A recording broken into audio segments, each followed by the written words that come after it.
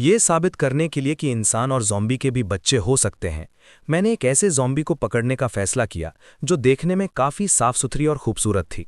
अचानक आई एक आपदा की वजह से लगभग 90% इंसान ज़ॉम्बी बन चुके थे और मैं अजीब तरीके से एक लव कॉन्क्वेस्ट सिस्टम एक्टिवेट कर बैठा था, जिसका दुनिया के ख़त्म होने से कोई लेना देना नहीं था। उसी समय मेरे सामने एक बेहद खूबसूरत ज़ॉम्बी आ गई। उसे देखते ही मैंने तुरंत रिएक्ट किया। इस लव सिस्टम में शायद प्रजाति को लेकर कोई नियम नहीं था और इतनी खूबसूरत ज़ॉम्बी को यूं ही जाने देना सही नहीं होता। जैसे ही ये ख्याल मेरे दिमाग में आया, मैंने अपने बैग से एक रस्सी निकाली। मैं सही मौके का इंतज़ार करने लगा और फिर पूरी ताकत से रस्सी फेंककर उसे पकड़ लिया। वो जोर से चीखी, लेकिन अगले ही पल मैंने उसके मुंह में कपड़ा ठोस दिया। इतना पास इंसानी मांस की गंध पाकर वो ज़ॉम्बी तुरंत बेकाबू हो गई। उसका छोटा सा सिर मेरी तरफ झपटने लगा और मैंने उसका हाथ कसकर पकड़ लिया। ठीक उसी समय मेरे दिमाग में सिस्टम का नोटिफिकेशन गूंज उठा।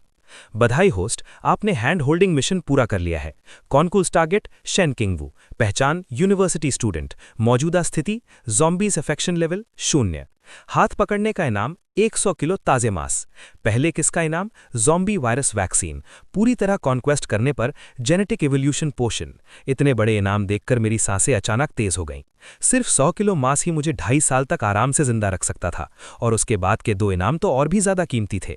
लेकिन अभी सबसे बड़ी समस्या ये थी कि मैं शेन किंगवू का अफेक्शन लेवल बढ़ाऊं कैसे। थोड़ी देर सोचने के बाद मैंने हाथ बढ़ाया और उसके मुंह से कपड़ा निकाल दिया। तुरंत ही वो मुझ पर गुस्से में गुर्राने लगी। उसके नुकीले दांत आपस में घिस रहे थे, जिसकी आवाज़ सुनकर मेरे रोंगटे खड़े हो गए। बिना कुछ कहे मैंने सीधे सिस्टम की इन्वेंट्री से मांस का एक टुकड़ा निकाला और उसके मुंह में ठोस दिया। तुरंत ही उसकी गुर्राहट बंद हो गई। अगले ही पल वो उस मांस के टुकड़े को पागलों की तरह फाड़ने लगी। ये सब देखकर मैं बेबस होकर आह भरने लगा। उसके मुंह में इतने नुकीले दांत देखकर लग रहा था कि पहले किस वाला इनाम अभी